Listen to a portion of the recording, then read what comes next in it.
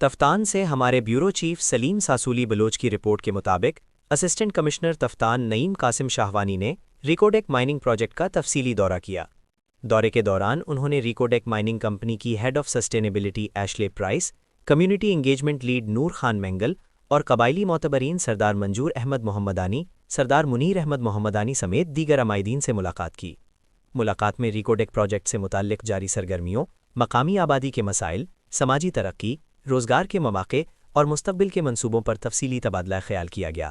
اس موقع پر assistant commissioner Taftan نے قبائلی معتبرین اور مقامی افراد سے براہ راست گفتگو کرتے ہوئے ان کے تحفظات اور تجاویز کو غور سے سنا اور متعلقہ حکام کو عوامی مسائل کے حل کے لیے مؤثر اقدامات کی ہدایت کی۔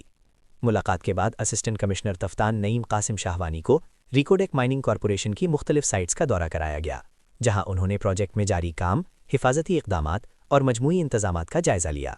بعد ازاں انہوں نے ریکوڈیک پروجیکٹ کے ہسپتال کا بھی دورہ کیا اور وہاں فراہم کی جانے والی طبی سہولیات، عملے کی کارکردگی اور سہولیات پر اطمینان کا اظہار کیا۔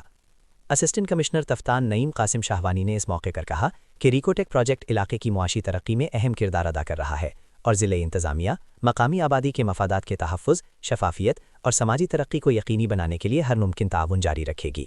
انہوں نے ریکوڈیک مائننگ کمپنی پر زور دیا کہ مقامی لوگوں کی فلاح و بہبود، روزگار اور بنیادی سہولیات کی فراہمی کو مزید بہتر بنائے۔